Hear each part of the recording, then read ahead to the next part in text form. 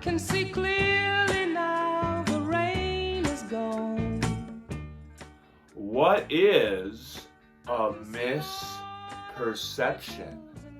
To understand the word misperception, it helps to know what the word perception is. So let's start there. A perception is how you perceive something. So like when you look at an object, how does that object seem to you? How do you perceive it? Perception is also very subjective, meaning that how I perceive that object or idea might be different than how you perceive that object or idea. What is more, because perceptions are so subjective and so unique to us as individuals, perceptions can also be wrong. Like an object sitting here exists in its whole objective truth, but how I perceive that object from over here might not be reflective of that truth. In other words, I can misperceive this object. I can have perceptions of this object in my head that don't reflect what this object truly is. That is a misperception. So why are we talking about this? We're talking about this because the phenomenon that we are going to be studying next in this class suffers from a lot of misperceptions, especially when this phenomenon is perceived by members of Western civilization.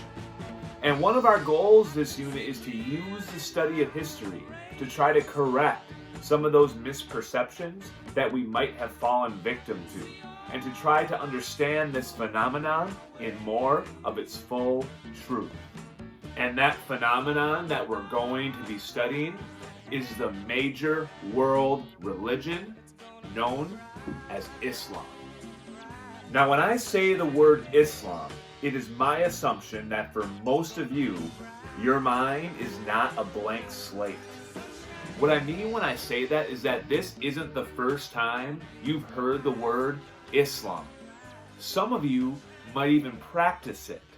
But even if you don't, you already have ideas in your head about what Islam is.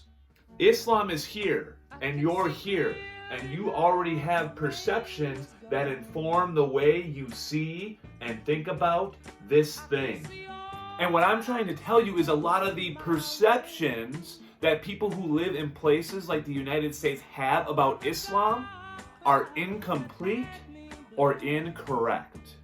They don't reflect the whole truth about Islam, or in some cases are contradictory to the truth about Islam.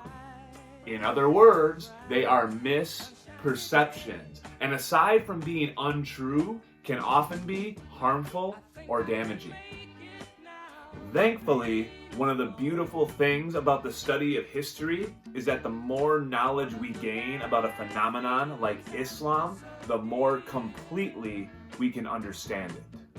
And as we work to dispel those misperceptions and exchange them for knowledge that more accurately reflects the complex and complicated truth, we become better, more informed people for it.